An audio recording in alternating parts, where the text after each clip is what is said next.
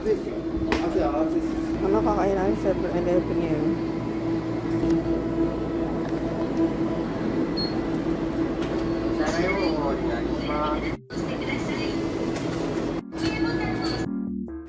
Sobrang dami talagang klaseng pagkain dito.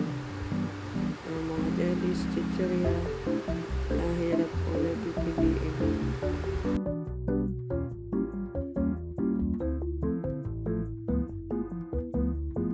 Ito dried na squid. Masarap talaga din.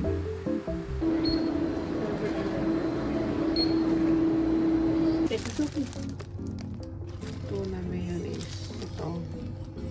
Akala ko na una tamago. Hindi, ano Shrimp siya eh. mayonnaise. Shrimp and mayonnaise po ito. Sausage po nila.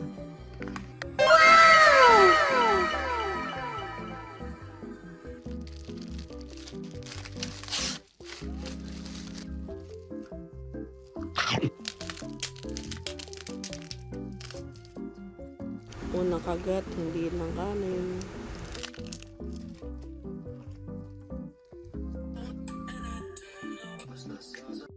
Ang dami talagang laman. Kaya 10/10 talaga to.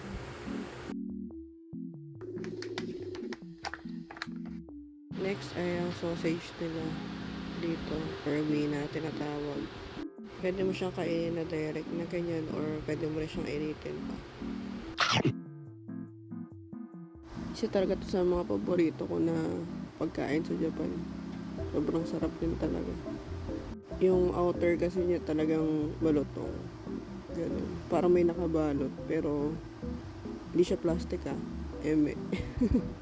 Masarap talaga siya. Pala. 100/10 to.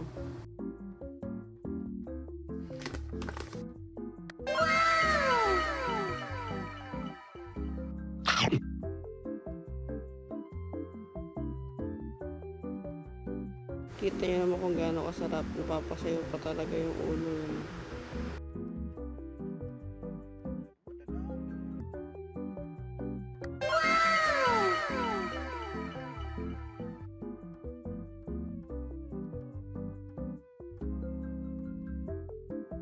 Sarap talaga. Nakakamiss tuloy. And last yung shrimp and mayo na onigiri.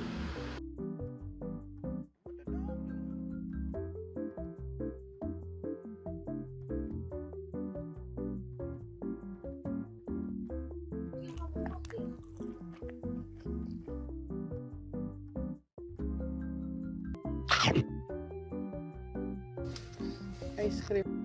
At syempre, pahapon na ice cream kasi meron naman na doon. So, yan. Mamaya ka na may pag-chismisan. Tikman mo muna yan. Lahat masarap. So, if ever na makapunta kayo ng Japan, try nyo natin.